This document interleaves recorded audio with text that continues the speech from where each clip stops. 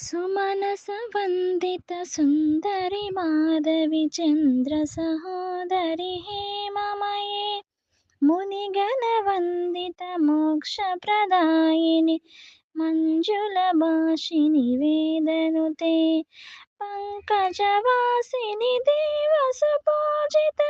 सद्गुणवर्षिणि शान्तियुते जय जय हे मधुसूदन कामिनि आदिलक्ष्मि